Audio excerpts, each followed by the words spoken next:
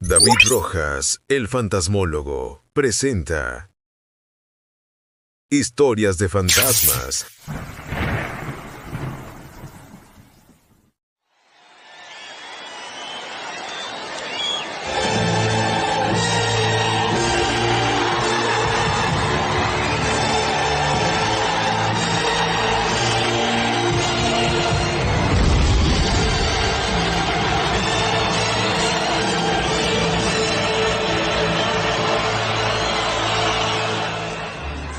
Historias de fantasmas no es únicamente un concepto más sobre fantasmas y casas embrujadas, sino una aventura inolvidable a través de lugares y eventos misteriosos e inexplicables que desafían el entendimiento humano. Presentados magistralmente por uno de los investigadores paranormales y sobrenaturales más prestigiados de México y Latinoamérica, David Rojas el fantasmólogo, pianista, conferencista, piloto aviador, productor, director y, por supuesto, fantasmólogo. David te explica en cada episodio sus experiencias aterradoras con brujas, fantasmas, milagros paranormales, aeropuertos encantados y mucho más.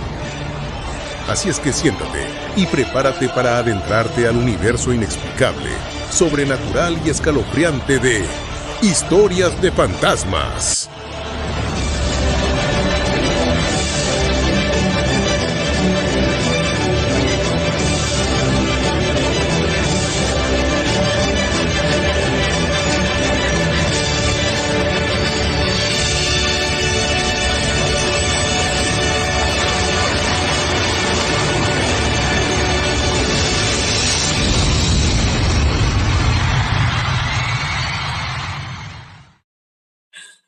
¿Qué tal, amigos, fantasmitas, fantasmitos?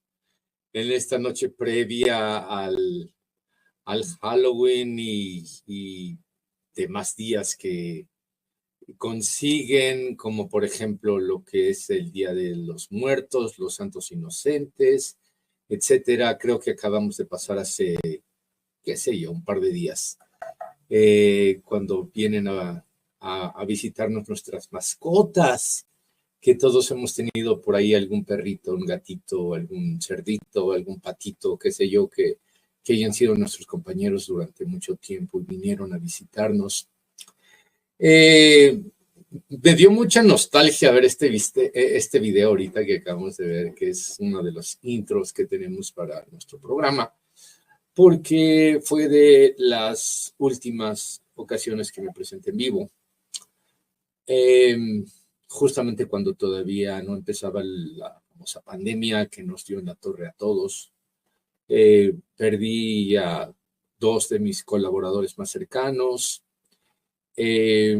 Afortunadamente, nosotros aquí en casa estuvimos bien resguardados y no tuvimos ningún problema. Espero que ustedes tampoco, pero quienes lo hayan vivido, sepan ustedes que están justamente entre nosotros ahora mismo. El tema del Halloween, digo, no es el tema que vamos a tratar hoy, porque es una charla entre amigos, que por cierto, si se dan cuenta, estoy aquí en un nuevo foro. Este es mi foro de los recuerdos, o sea, en donde tengo mis secretos, mi lugar íntimo, en donde no están los foros grandes allá con el piano de cola, allá con las pantallas gigantes, qué sé yo. Este es un lugar muy, muy íntimo para mí. Escogí hacerlo aquí ahora porque, además de que es una fecha clave, es una fecha importante para todos los mexicanos, sobre todo, que tenemos una gran cultura y un gran, eh, digamos,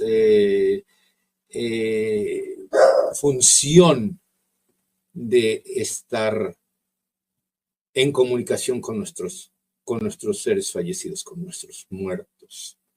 Creo que el Día de Muertos en Latinoamérica es uno de los más fuertes, aunque aquel Halloween que se daba más en la zona digamos, en la Gran Bretaña, lo que es Escocia, Irlanda, Inglaterra,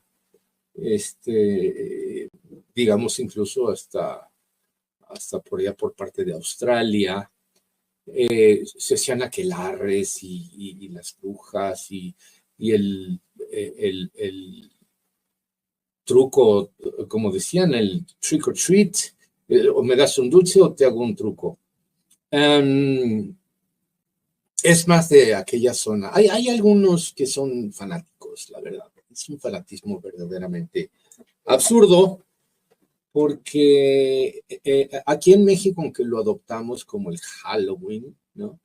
Que pasaban y tocaban la puerta de la casa, por ahí alguna bruja o algo, y si no hacías lo que ellos decían, te lanzaban una maldición o incluso te robaban a los niños, qué sé yo.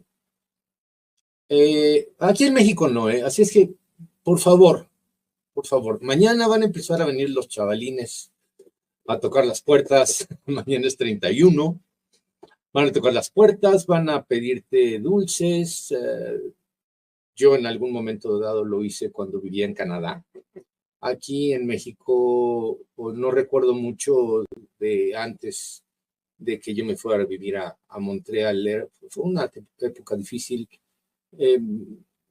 Todo el tiempo que estuve en la primaria y todo eso, digo, recuerdo los tiempos con mis padres y con mis compañeros de la escuela en San Luis Potosí, que por cierto, un beso a San Luis. Pero luego me fui a Canadá y allá nos daban dinero, nos daban $5, $10, $20, por Dios. Era una lanota, ¿no? Muy pocos se daba lo del tema de los dulces, de los chocolates, porque algunos, por ahí hubo un loco maniático que les inyectaba cianuro, strecnina, qué sé yo, a los dulces, y hubo muchos niños muertos. Entonces, los papás iban con sus peques, les daban los dulces, pero, ok, gracias por dármelo, pero agarraban y bajita la mano lo tiraban a la basura. Afortunadamente eso ya no existe. Al menos no se han dado casos tan fuertes como en ese entonces. Sin salir para entrar ya más al tema, si mañana llegan sus vecinitos y les tocan la puerta y les cantan ahí una cancioncita de que la calaverita y que todo eso, tengan ahí unos dulces, unas galletas, dénselos, no son fanáticos ni satánicos, ni van a agarrar los dulces y los van a ofrecer al innombrable. Denles dulces, es para ellos mucho placer, se van muy felices con que les den una paletita o algo. Entonces, vamos quitándonos eso de la cabeza. Ahora, lo que es el tema del Día de Muertos, el tema del Día de Muertos tiene muchas vertientes. Yo siento que no es que sea tal como tal creo que es el 1 de noviembre, si mal no recuerdo. Es justamente el Día de Muertos. No es que sea una fecha de calendario, que es cuando se aparezcan los fantasmas, que se aparecen los espíritus, qué sé yo. No es eso. Lo que pasa es que es la sinergia tan fuerte que tenemos los seres humanos, que somos los que invocamos a nuestros muertos, les decimos, papá te extraño, mamá te extraño, yo ya perdí a mis padres. Cuando uno pierde a sus padres ya nada es igual, nada es igual. Y bueno, la vida tiene que continuar. Se hace una sinergia tan fuerte que es muy posible que ellos vengan. De hecho, por ejemplo, en los altares decían, ¿qué le gustaba a mi papá? No, a mi papá le gustaba, no sé, la michelada. Pues hagan una michelada y pónganle en el altar. ¿Qué le gustaba? La tequila, bueno, el tequila, o como se diga, el tequila, que Que el otro no, pues mi papá le entraba o mi abuelita le entraba duro el cigarro, pues ponle un cigarrito ahí. Digo, no encendido, ¿verdad? Está por sobreentendido. Yo, por ejemplo, aquí con mis papás eran muy dulceros, entonces les gusta que los dulcecitos estos M&M's y que los Hershey's y que todo, qué sé yo. En fin, pero todo es como que una tradición muy interesante, que todo se da porque creemos y sentimos a nuestros seres queridos cuando los invocamos en los días de muertos. Voy a echar un brinco para atrás en el baúl aquí de los recuerdos, que es este espacio, no sé si les gusta a ustedes, piedra volcánica, cafecito,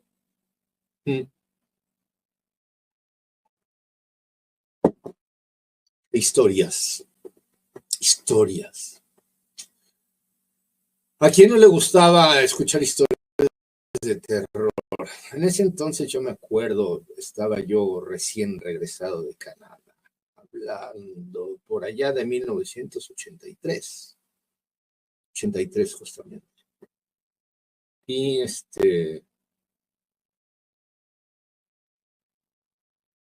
había un programa que yo veía mucho que era de mi amigo finado Nino Canún, que se llamaba ¿Usted qué opina? Hacía unos programas de fantasmas que empezaban a las 10, 11 de la noche y terminaban en el programa hoy mismo. Así se llamaba el programa, hoy mismo, que era también con mi amigo Memo Ochoa, no el portero, era un homónimo, y Lourdes Guerrero y Juan Dosal. ¡Wow! Padrísimo, 83, 85 se viene el terremoto. De hecho, lo pueden buscar en YouTube. Ahí está, cuando están en el pleno programa, se empieza a mover todo lo que es Televisa Chapultepec y bueno, el resto ya es historia.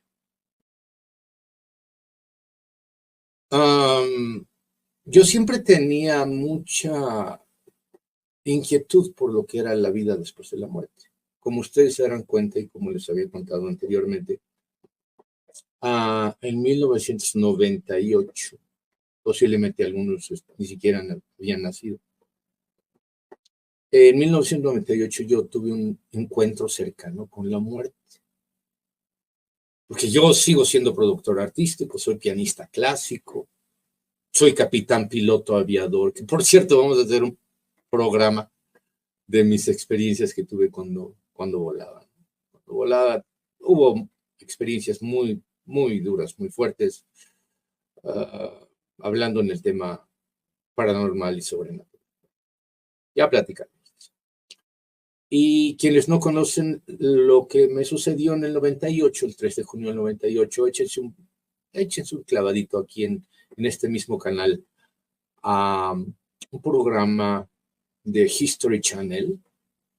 De hecho, que es de los últimos, que por cierto estoy súper agradecido con la producción de History, con Jorge Luis Zuxdorf, un argentino amigo mío que fue el productor del programa y de hecho acabamos de estar nominados, bueno, no nominados, sino ya seleccionados entre los 3 relatos más aterradores de México.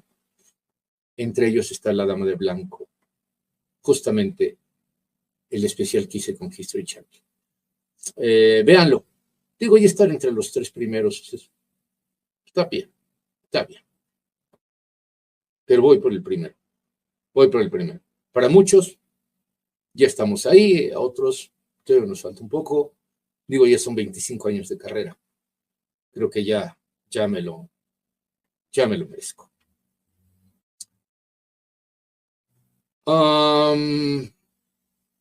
Eso que me sucedió en el 3 de junio del 98, 10, 12 de la noche. No me acuerdo tanto. No tiene caso que lo cuente, porque aparte nos llevaríamos 4 horas en el programa.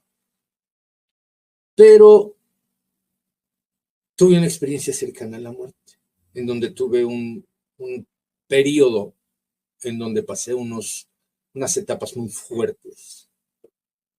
Esas etapas fuertes también se las contaré en otro programa, pero entonces no había internet.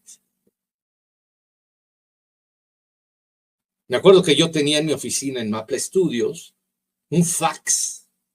Muchos no saben qué es un fax. Un facsímil que metías en un coso así como una copiadora, una hoja, y salía en, no sé, España, y decían, wow, ¿cómo le hicieron para mandar una hoja de México-España, no? O sea, se fue volando, ¿cómo? No, ya quienes conocemos un poquito de informática, es nada más la información, es como si fuera una maquinita de escribir aquí, de leer, y otra que recibe y lo escribe, lo mismo que está acá, lo escribe allá, o fotografías, o qué sé yo. Era casi de la prehistoria, ¿no? Ahí tengo el mío, ¿eh? Por cierto, en algún momento dado se los voy a traer para que lo vean, es un coso así grande, muy curioso. Ahora que en el internet es otra cosa. De hecho, si ustedes se dan cuenta, antes para estar en televisión, pues era como yo tenía que ir a televisoras enormes, ¿no? Y ahora ya no, ya tengo mi propio canal y estoy muy orgulloso, espero que ustedes también. Por cierto, si se dan cuenta, estoy solito, no está Sofi. Me la pidieron por allá una alfombra roja y una entrega de premios, de los premios no sé qué, por parte de la universidad. Y me dice, papá, ¿qué hago? Es el miércoles. Le digo, hija, vete. O sea, sí es para que tú tengas más experiencia y sobre todo en una alfombra roja y sobre todo en una entrega de premios vas a aprender muchas cosas. Yo te puedo enseñar lo que yo sé, pero tú allá vas a poder aprender más. Y si puedes aprender, adelante. Yo no quise cortar los miércoles de fantasmas, porque todos los miércoles son miércoles de fantasmas. Entonces, me acuerdo que ese amigo que no había internet me dice, oye, ¿por qué no haces un audio así en parte de lo que te ha platicado la gente sobre historias de fantasmas, qué sé yo? Y yo para entonces ya había, digamos que pasado la tercera etapa, que fue una etapa durísima, que de hecho todavía no puedo salir de ahí, del atentado que sufrí. Y le dije a Alejandro, mi hermano, que por cierto está ahora teniendo una expo, una como Horror Fest, por allá por Lindavista, si pueden ir, vayan, se los recomiendo, es en Plaza Lindavista, la entrada es gratuita, tiene conferencias, tiene muchas cosas. Yo sé que le va a ir muy, muy, muy bien, es muy creativo, y él me ayudó a hacer unos audios. Dije, voy a hacer unos libros, voy a escribir un libro, pero hoy, por el amor de Dios, es terrible lo de las editoriales. Ya casi todos hicieron libros digitales, ya casi nadie lee, todo es internet, internet, internet. Pero te estoy hablando de 2000, 2000, sí, 2001, por ahí, 2001.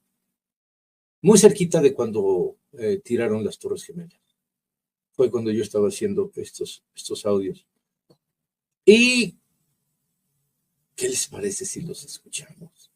Están muy interesantes, son historias reales, narradas. Una la narra Alejandro, mi hermano, otra la narra una amiguita de él, que estaba en la universidad, él estuvo en la franco-mexicana, aquí en el Estado de México.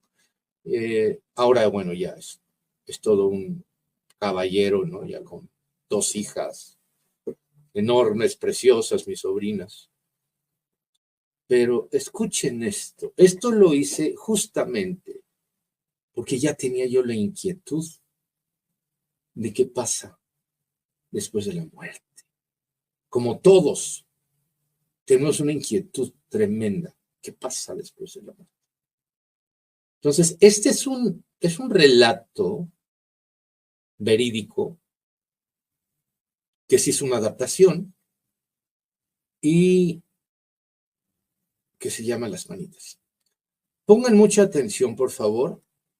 Pónganse cómodos. No es video, es audio. Pero van a ver, se van a ir para atrás. Porque la historia es tremenda. Las Manitas. Está en Historias de Fantasmas, volumen 1.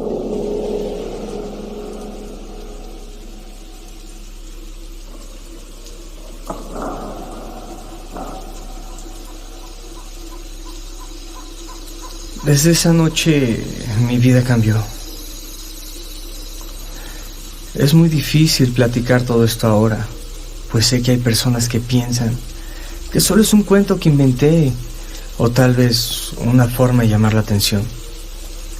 Pero yo estoy bien seguro y sé perfectamente lo que escuché y vi aquel día. Fue en el año de 1987, en el mes de septiembre.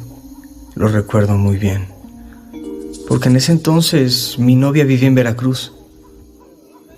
Yo estudiaba en la universidad y, como todo joven enamorado, buscaba cualquier oportunidad para ir a visitarla. Aprovechando el puente del 16 de septiembre, preparé mis cosas para ir a verla. Pero como casi toda la gente acostumbra esas mismas fechas para viajar, conseguí boleto hasta las 12 de la noche.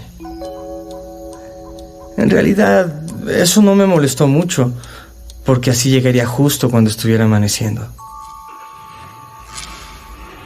Salí de mi casa alrededor de las 10:30 de la noche, y cuando llegué, había muchísima gente en la terminal del Atapo.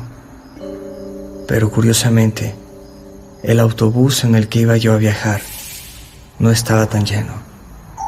De hecho, solo éramos 10 pasajeros.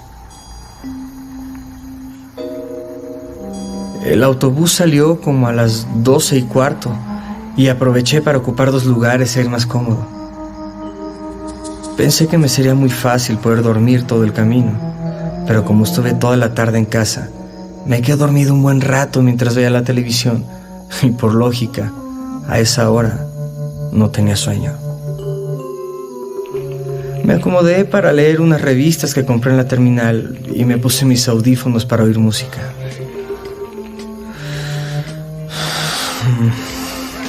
No sé exactamente cuánto tiempo pasó, pero poco después de que pasamos por Puebla, me quité los audífonos y me acurruqué para tratar de dormir un poco. Estuve dando vueltas para acomodarme, pero la verdad estaban muy duros e incómodos los asientos. Después de un buen rato, lo logré estirando las piernas en el asiento de al lado y recargando mi cabeza en la ventana. Por fin me estaba quedando dormido, cuando de pronto escuché unos golpecitos en la ventana.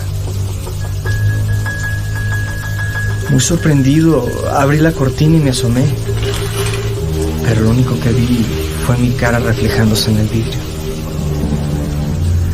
Pensando que la imaginación me había jugado una mala broma, volví a acomodarme. Buscando una explicación, pensé que tal vez había sido el golpeteo de las ventanas con el viento y la vibración de la carretera. Pero no era posible, pues lo escuché claramente con todo y el ruido del motor del autobús. Al poco rato volví a escucharlos, pero como según yo ya sabía de lo que se trataba, no hice mucho caso. Pasaron unos 20 segundos cuando de nuevo se volvieron a repetir, pero esta vez con más insistencia. Abrí los ojos y ahora sí, bien seguro de que no era mi imaginación, pues definitivamente no sonaban a la vibración de las ventanas. Me enderecé y volví a abrir la cortina para asomarme. Esta vez pegué mi cara al vidrio, haciendo casita con mis manos para evitar el reflejo. Vi cómo pasaban las rayas de la carretera por la velocidad que llevaba el camión y cómo no venían carros en el carril contrario. Con la luz de la luna se distinguían las siluetas de los árboles y los postes a la orilla de la carretera. De pronto sentí un golpe en la ventanilla y vi claramente cómo una manita se pegó en el vidrio justo enfrente a donde yo estaba recargado. Instintivamente levanté un poco la vista y vi perfectamente delineada la cara de un niño. De un niño como de unos 3 años que me veía fijamente a los ojos y me sonreía. No me reponía todavía del asombro cuando detrás de él apareció otro niño, quien aterrizó de la nada como si hubiera llegado volando. Parecía como si les diera mucho gusto que los observara, y aunque me quedé helado de la impresión, sentí como me recorrió un escalofrío horrible por todo el cuerpo. Cuando reaccioné, de un brinco me eché para atrás y cerré las cortinas inmediatamente. La verdad, estaba muy asustado y el corazón me latía a 1000 por hora. Me paré como buscando dentro del camión a ver si alguien más los había visto, pero a esa hora todos estaban durmiendo. Todo fue tan rápido. Por un momento pensé que lo había alucinado o que tal vez me había quedado dormido, pero estoy totalmente seguro de que venía bien despierto. Me volví a sentar y puse mis codos en las rodillas, tapándome la cara con las manos, tratando de entender lo que había sucedido. Durante mucho tiempo no volví a escuchar ningún ruido, y cuando acordé, ya estábamos llegando a la terminal de Veracruz. Francamente tenía miedo de asomarme por la ventana, pero me atreví a hacerlo cuando vi que ya estaba amaneciendo y el camión se había detenido. Me esperé sentado a que se bajara toda la gente. No sabía qué pensar. Estaba muy confundido. Cuando me bajé, el chofer ya no estaba en su lugar. Caminé por el andén rumbo a la sala de espera, pero no me quise quedar con la duda. No aguanté la curiosidad, así es que me regresé para ver el autobús desde afuera. Llegué a la altura de la ventanilla en donde venía sentado y vi las huellas de varias manitas marcadas en el vidrio. Sentí cómo se me erizaron los vellitos del cuello y, aún incrédulo, tallé el vidrio con el dedo y borré un pedazo de una de las manitas que estaban marcadas. No había duda. Definitivamente no lo había alucinado. Las huellas estaban marcadas por afuera de la ventanilla. Conmovido, me dirigí al sitio de taxis que está a la entrada de la central y me subí al primer auto que encontré. El chofer, medio adormilado, me preguntó que a dónde me llevaba y le dije que al Hotel Progreso, que está en el centro de la ciudad y es donde siempre me hospedo, pues sus tarifas son muy económicas. Sin decir ninguna palabra durante el viaje, le pedí al taxista que me dejara en una fonda, de esas que están abiertas las 24 horas, pues mi cabeza era una tormenta de emociones y la verdad, no me quería ir a dormir. Pagué la dejada y entré a la fonda con las manos en los bolsillos de la chamarra, ya que el frío de la madrugada era cada vez más intenso. Me senté en una mesa del fondo y pedí un café bien cargado. Mientras esperaba, me rascaba la cabeza y aún incrédulo, me veía una y otra vez el dedo índice de la mano derecha, que fue con el que había tallado la huella de las manitas.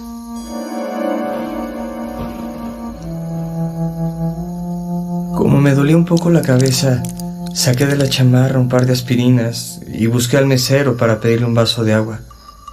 Pero no había nadie cerca y me levanté a donde estaba la cajera. Le pedí el agua y de muy buena gana me dijo que enseguida me lo traería, que no tardaba. Mientras esperaba, empecé a hojear el periódico que estaba sobre el mostrador y al llegar a la sección policíaca encontré un encabezado que decía: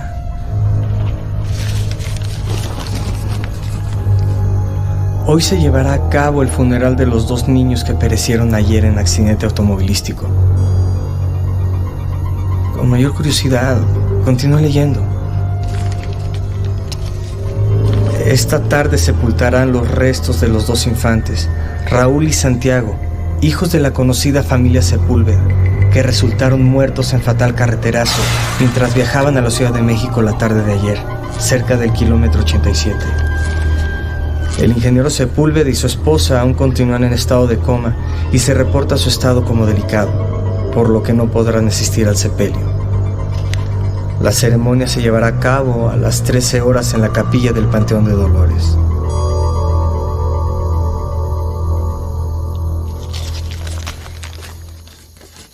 Sin dar crédito a lo que leía, me sentí invadido de una gran ansiedad, pues de alguna forma presentí que esta noticia tenía algo que ver con el evento que había presenciado un par de horas antes.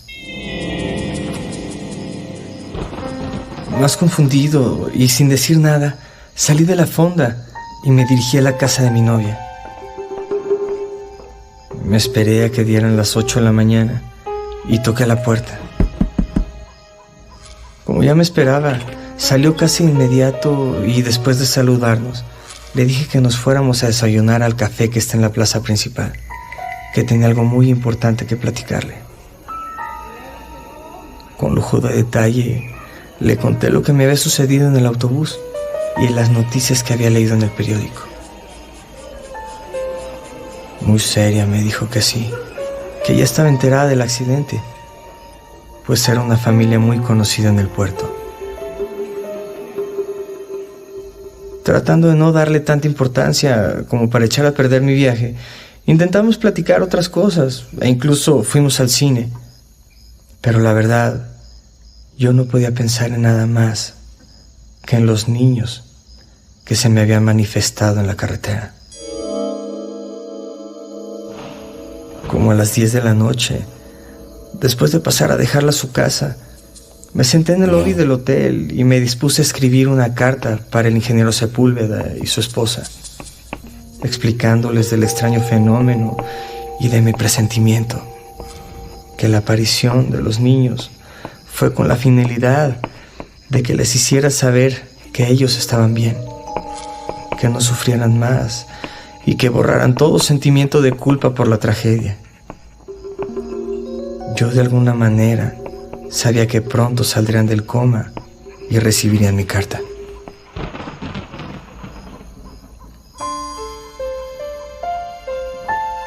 Han pasado ya 14 años y Blanca es ahora mi esposa. Su familia aún vive en el puerto y los visitamos al menos 3 veces al año. Pero eso sí, a partir de aquella ocasión, siempre viajamos de día, pues en realidad uno nunca sabe de los fenómenos que nos acechan en las oscuras carreteras de México.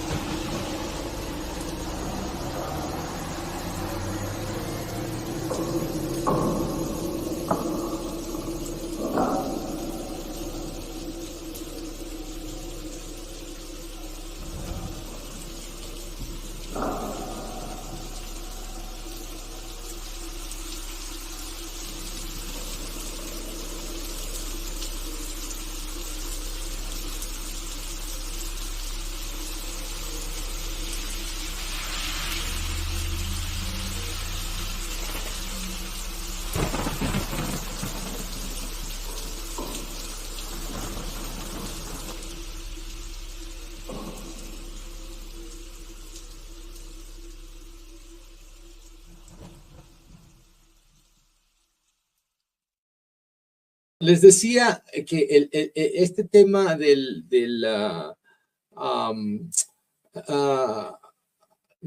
hacer este blog y de que lo vieron allá, que mi cuate que era en esos entonces un genio de internet, estaba hablando también de la tecnología que tenían en la NASA, ¿no? En el Saturno V, ese cohete enorme, precioso.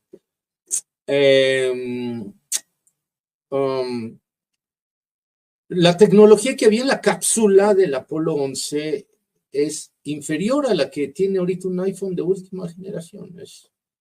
Es absurdo, ¿no? O sea, bueno, no es absurdo, es el tiempo que pasa. A lo mejor ahorita estamos en pañales, ¿no? A lo mejor en 10 años, 15, no sé, ustedes que están muy chavos todavía, podemos salir y agarrar el auto y en lugar de ir peleándonos en el tráfico, sí, vamos a levantarnos como el Back to the Future y viajar de un lado a otro. Nadie sabe hasta dónde nos puede llevar la tecnología. Bueno, en ese entonces me dice mi amigo, vamos a hacer una experiencia tuya, de lo que viviste, del atentado, y lo vamos a subir a la web, ¿qué pasa? Entonces me escuchan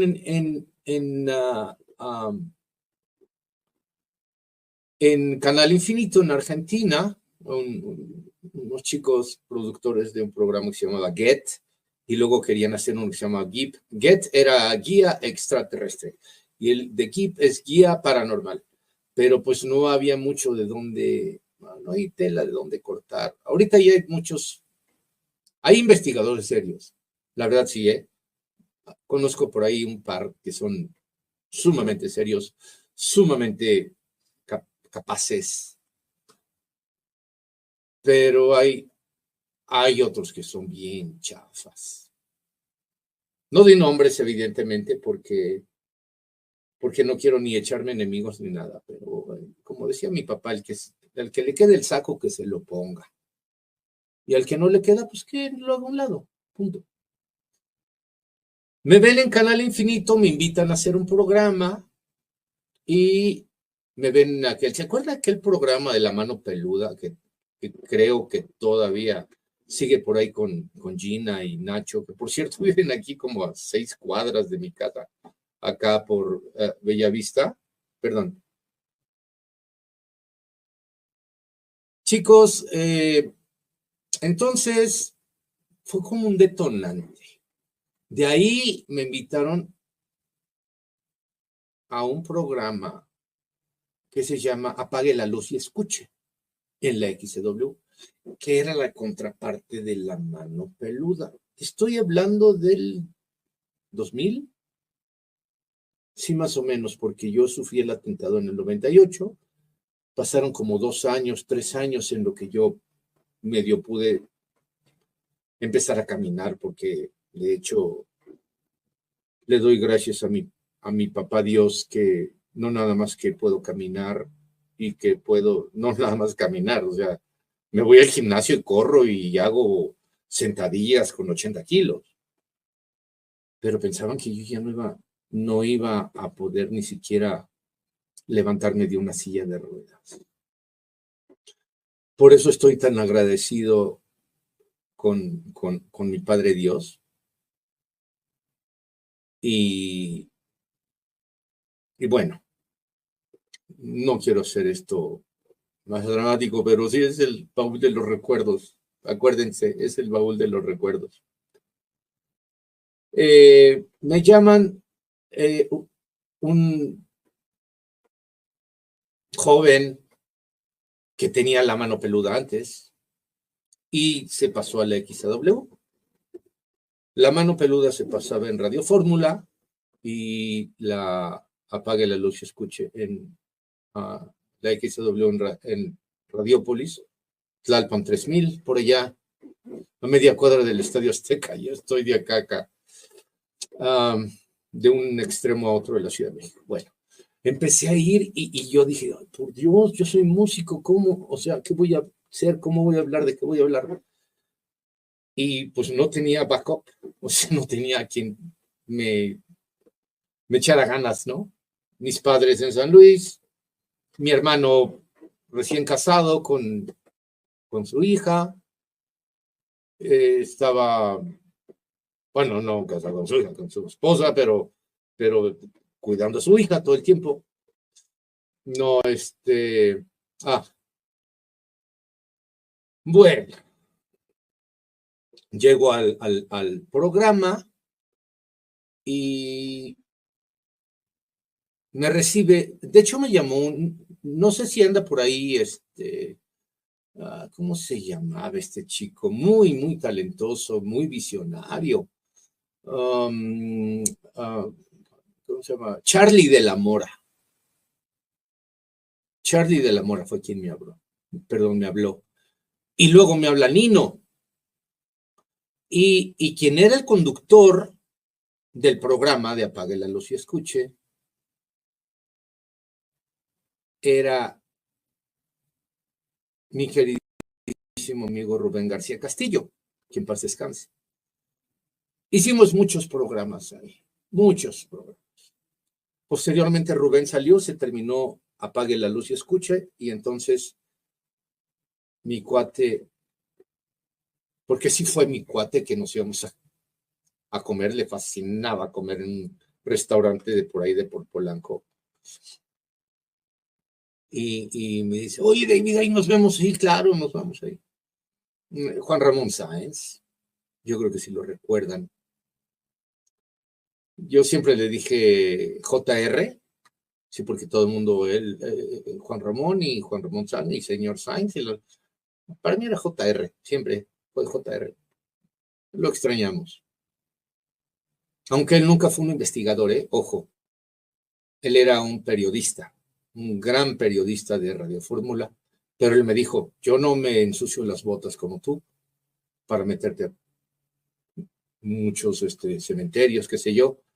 Creo que hasta el final de su carrera empezó a hacer investigaciones, y eso porque fue un tema por ahí de Radio Fórmula, hasta que definitivamente, pues no, lo perdimos, ¿no? A Juan Ramón. Y, ¿qué será? Hace un par de años también perdimos a Rubén. Entonces se ha ido extinguiendo lo que es los relatos, pero relatos buenos, relatos padres. En una ocasión escuché un programa que como que emulaba, trataban de hacer un retomar La Mano Peluda, con otro nombre, ¿no? No me acuerdo dónde era el programa pero decían, es que le voy a contar mi historia. ¿Y cuál era la historia? No, pues es que llegué a mi casa y estaba la luz encendida y fui y abrí la puerta, y cuando entré, ya estaba apagada. Sí, no, y luego, ¿qué pasó? No, ya, es todo. ¿Cómo que es todo? Sí, ese es todo mi relato. Eso es lo que le ha quitado el gusto de escuchar historias. Por eso hice este disco. Si se dan cuenta, tiene un principio, tiene el desarrollo de una historia y tiene un final. Que por cierto, el disco que están ustedes oyendo, sí, es un CD. Hay algunos que dicen, es que yo ya no tengo CD. Bueno, lo pueden poner en un DVD, si lo alcanzamos a ver. Ahí está. Historias de fantasmas. Ok. Que por cierto, chicos, que están por aquí en México, pasado mañana, hoy es miércoles, sí, pasado mañana viernes, voy a estar en una escuela, en una universidad aquí cerca de la zona, regalando discos, tomando selfies, dando autógrafos. Los espero, ¿ok? Chequen mis redes sociales para que vean en dónde, cuándo y a qué horas. Bueno, entonces, el disco tiene 3 historias. Ahora nada más nos va a alcanzar a escuchar 2. Pero, afortunadamente es nuestro canal. Es mío y es tuyo. Por eso es importante que le des like. O sea, el darle like, el suscribirte, no es mi intención hacerlo como un comercio, ¿no? De hecho, hemos recibido donaciones y a todos aquellos que nos dan las donaciones, se los agradecemos muchísimo, muchísimo, porque hacer un programa no es barato, ¿no? Esto cuesta. Pero quienes nos hagan donaciones les vamos a mandar discos y libros digitales. Incentivarlos y agradecerles. Es como un agradecimiento. No es un cobro, porque este canal es totalmente gratuito. Por eso recomiéndenlos con sus familiares, con sus amigos que sí. Vamos a la segunda y última historia de esta transmisión. Ya se nos fue casi una hora. ¡Qué barbaridad! Vamos a hacer más baúles del recuerdo. Se los prometo, se los prometo. Ya teniendo a Sofía aquí, ya no vamos a perder tanto tiempo con el tema de que se nos fue el audio. Pero vamos, creo que es que estoy apenas haciendo el intento de poder servirles a ustedes y poder estar en su casita, en su carro, en donde estén. Recuerden que también tenemos ahí comunidades en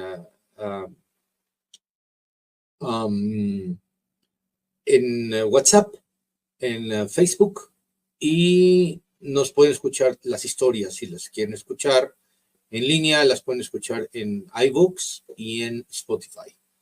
Ahorita en el cintillo de abajo van a ver la dirección. Bueno, esta historia se llama El Costal y está espeluznante. ¿Ok? Vamos a escucharla.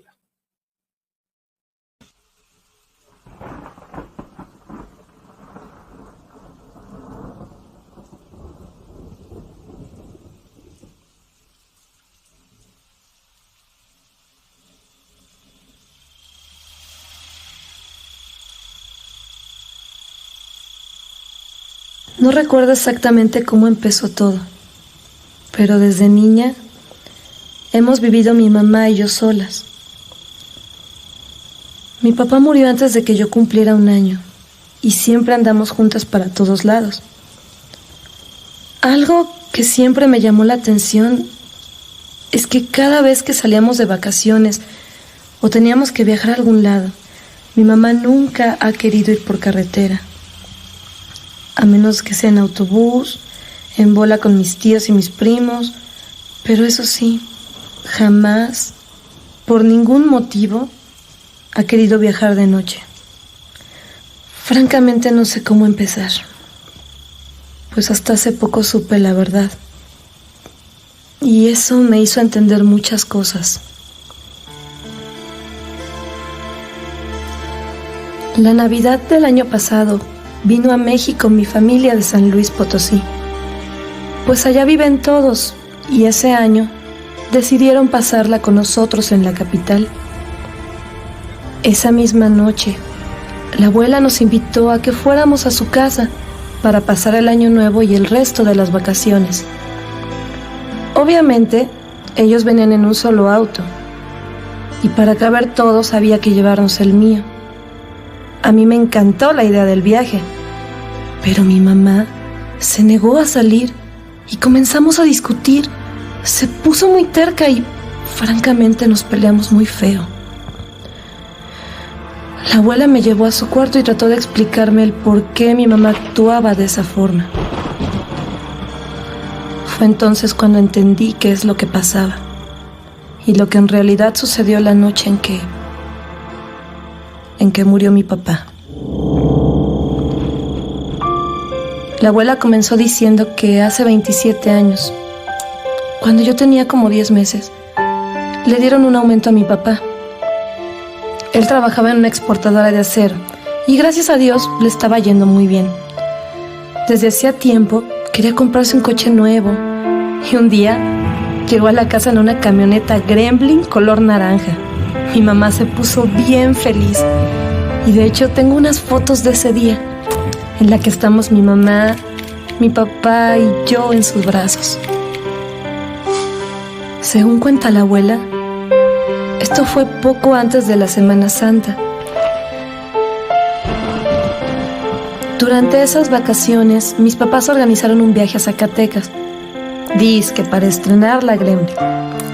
Así es que mi mamá organizó todo y arregló maletas. Dice la abuela que cada que salían a algún lado conmigo, cargaban hasta con la licuadora. Pero bueno. Total que salimos el jueves de Semana Santa hacia San Luis y decidieron pasar la noche en casa de mis tíos. Y al día siguiente continuar hasta Zacatecas, aprovechando que la carretera estaba casi vacía. La abuela no quería que nos fuéramos. Insistió mucho en que nos quedáramos. Pero mi papá ya tenía organizado su viaje y no quiso cambiarlo. Yo creo que mi abuela presentía algo. Esa tarde, mis tíos organizaron una comida y volvieron a insistir en que se quedaran la noche de Viernes Santo para ir a ver la procesión del silencio, que es algo típico de San Luis en Semana Santa y que de hecho van muchos extranjeros a verla.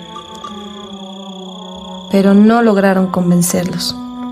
Y ese mismo viernes, como a las 11 de la noche, salimos rumbo a Zacatecas. Todos en casa se quedaron muy incómodos, pues solo viajábamos mi mamá, mi papá y yo.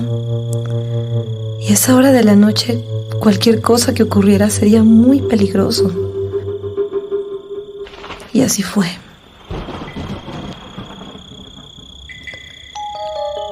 Alrededor de las 12 de la noche, como a unos 90 kilómetros de la presa de Capulines, el carro empezó a fallar.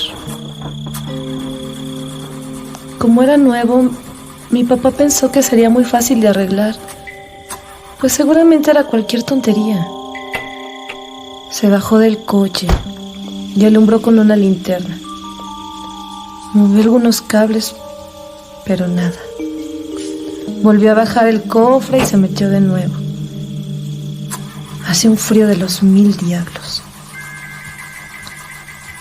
Le dijo a mi mamá que cerrara bien las ventanillas y las puertas, que iba a ir a buscar una gasolinera, pues de seguro encontraría un taller que trabajara las 24 horas. Mi mamá le insistió que no fuera, que se quedara con nosotras y que al amanecer pedirían ayuda, que sería más fácil. Pero para variar, mi papá no hizo caso y se fue. Mi mamá se quedó llorando, pues tenía mucho miedo. Y con toda razón. Ella sola, a medianoche, a un lado de la carretera y con un bebé de brazos. Pero en fin, alcanzó a ver a mi papá, cómo se alejaba caminando. Pasó un camión y le pidió aventón con el dedo, pero no se detuvo. Así que siguió caminando hasta que se perdió en la oscuridad.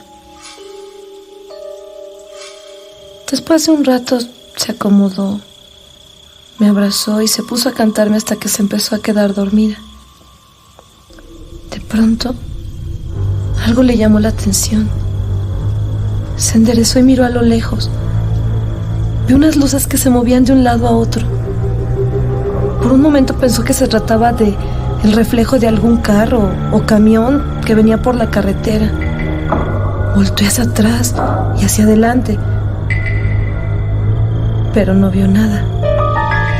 Las miró fijamente y se dio cuenta que no se trataba de luces ni de reflejos, sino de unas bolas de fuego que se movían rápidamente de un lado a otro, como si fueran a chocar unas con otras.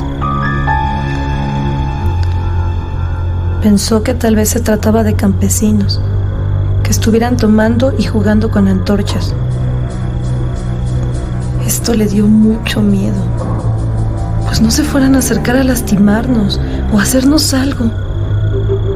Sacó un rosario que traía en la bolsa y se puso a rezar. Se quedó viendo las bolas de fuego por un rato y de repente vio como una de ellas se separó de las otras y se abalanzó directamente hacia el auto. Muy asustada, mi mamá se brincó al asiento de atrás conmigo en los brazos y se agachó para protegerme. Entonces la bola de fuego comenzó a girar alrededor del coche. Se oyeron unos ruidos muy feos, como el chiflido de algo cortando el aire y el ruido que se oye cuando hay lumbre ardiendo.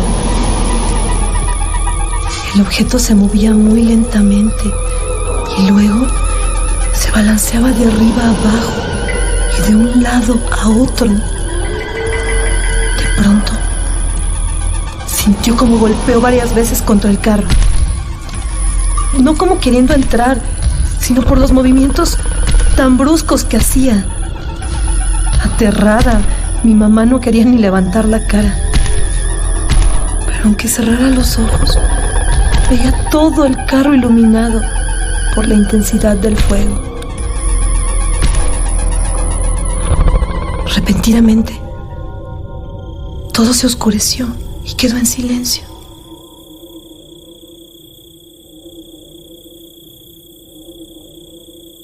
Pasó un buen rato antes que mi mamá se atreviera a levantar y asomarse por la ventanilla.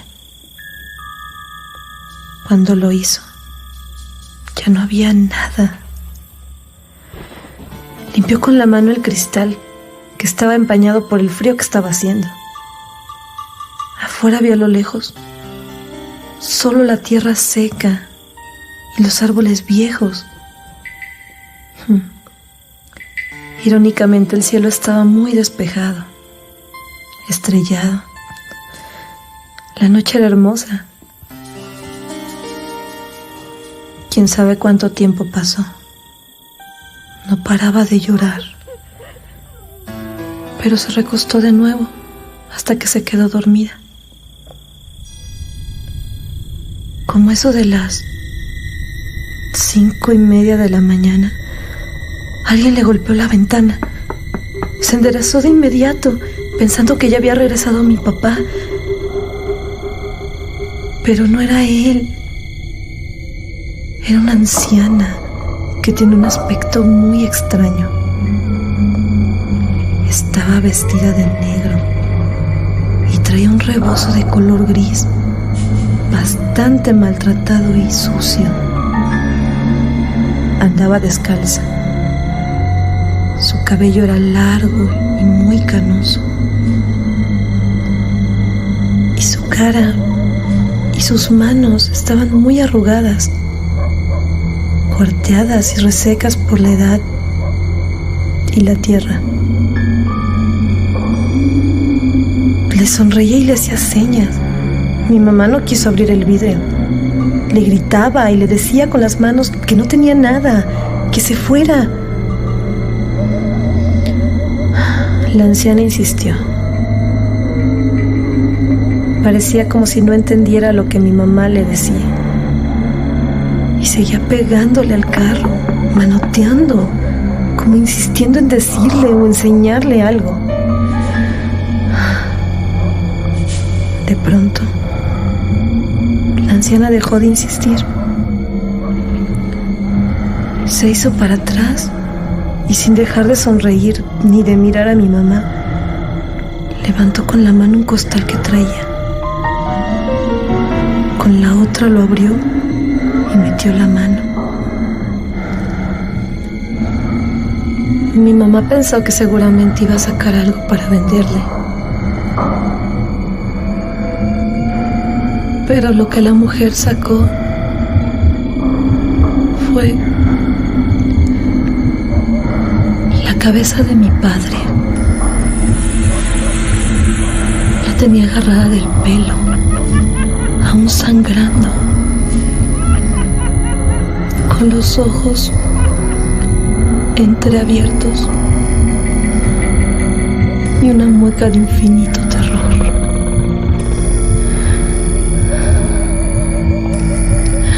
Al ver esto, mi mamá gritó y de un salto se aventó para atrás. Se golpeó muy fuerte en la cabeza con el poste de la puerta. Y después todo se oscureció.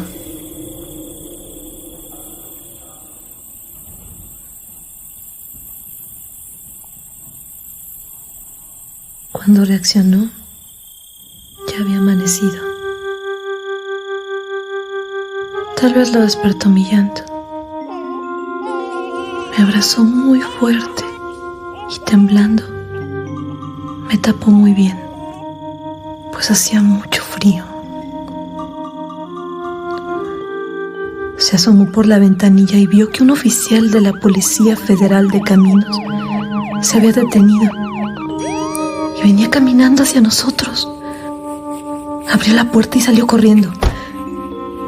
Trató de explicarle lo que había sucedido, pero no podía, porque su voz se ahogaba por la desesperación. El oficial intentó calmarla. Cuando por fin lo logró, le explicó todo. Buscaron pisadas y rastros de sangre, pero no había nada. Lo único que encontraron fueron varias abolladuras en la lámina del coche.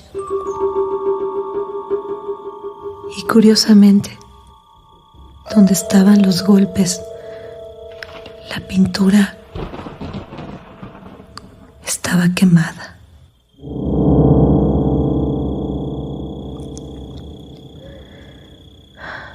Se hizo una investigación que duró poco más de 4 meses, pero nunca se supo más. Ni restos, ni ropa, nada. Yo no sé qué tanto es verdad o qué tanto es mentira. De hecho, he escuchado por ahí varios cuentos con historias similares a esta. Que si fue un indio, que si huyó con otra mujer, que si fueron las brujas. Todo es un misterio.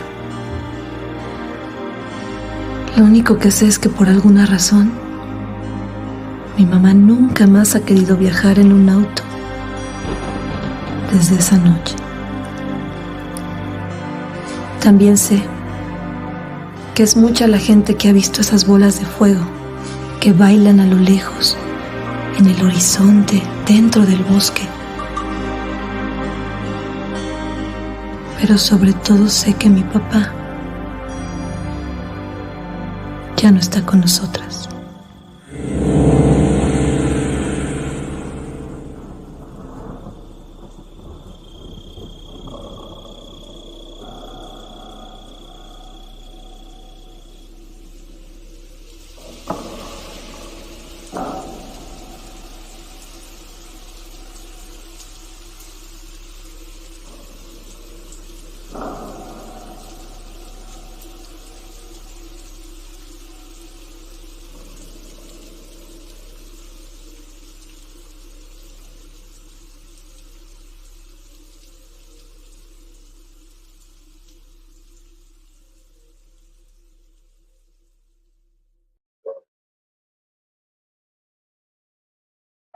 ¿Qué les pareció el relato, amigos? He estado recordando todo lo que ha sucedido con el tema de las brujas, ahora que es temporada de brujas. Quiero que me digan qué opinan de este set. Ya no es el set anterior ni el de antes, digamos que es el set el número 3. Y posiblemente hagamos uno 4. La cosa es darles diferentes alternativas a ustedes. Quiero que por favor me escriban, por favor mándenme sus opiniones, es muy importante para mí. ¿Qué opinan de este set? Evidentemente hubo por ahí un problemita con el tema del audio, ya lo solucionamos afortunadamente.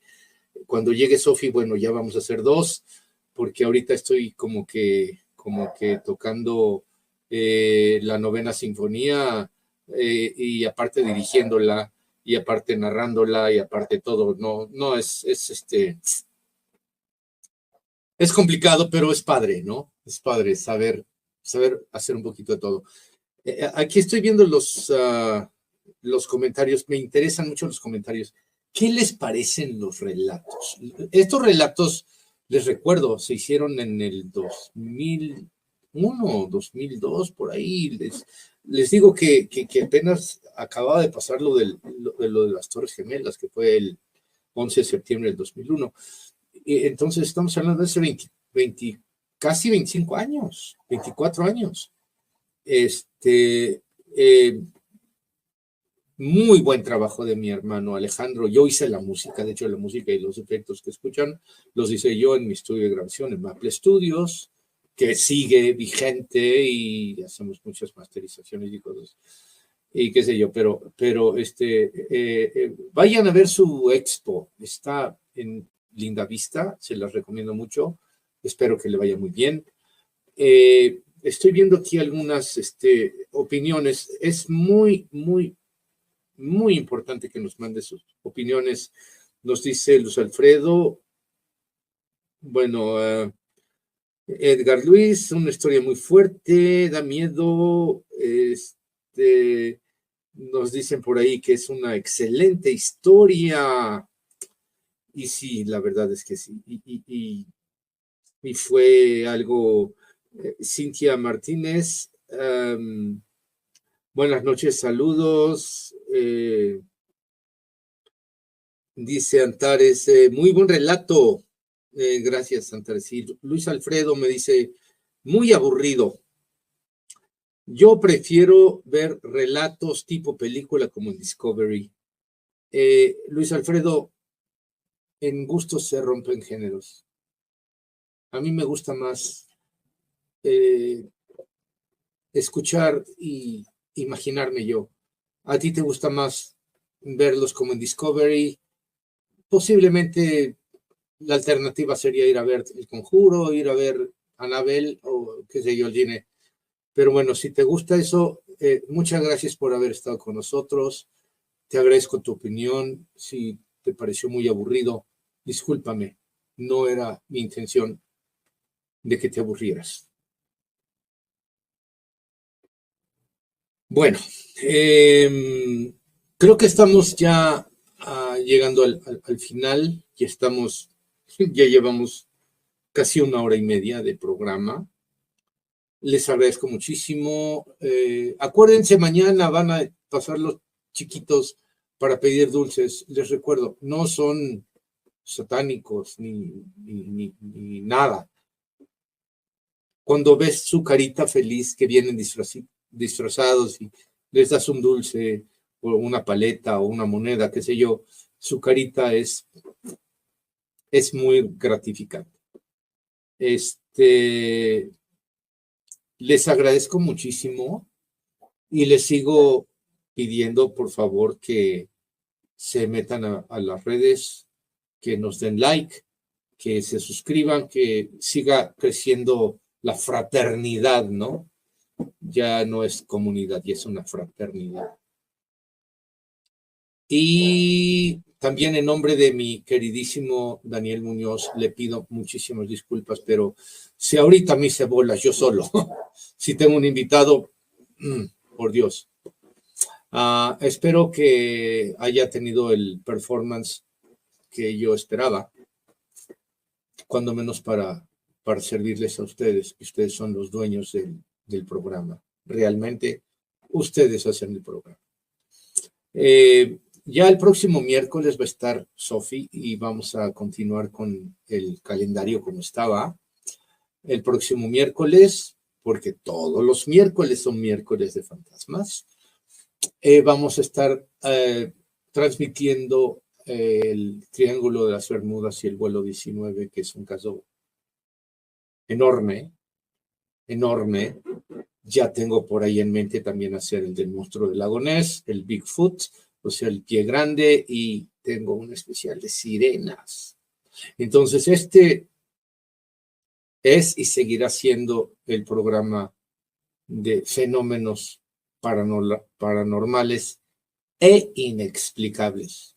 El número 1 de todo el Internet. Les agradezco muchísimo a todos los países de donde nos escriben. Nos escriben y nos mandan por Facebook, por Instagram, por YouTube, desde Bolivia, El Salvador, España, Argentina, no se diga, que por cierto vamos a hacer un programa con Jorge Luis, que él es un súper experto en ovnis. Yo, la verdad, no es mucho mi área y por eso tengo que recurrir con alguien que les dé información real, concisa y verídica. Muchísimas gracias por haber estado conmigo. Sofi, te extrañamos. Cuando se pueda, te lo juro que voy a hacer lo mejor de mí para poder aprender mejor a manejar este programa. Yo soy David Rojas, el fantasmólogo, y recuerden, todos los miércoles son miércoles de fantasmas. Muy buenas noches y hasta la próxima.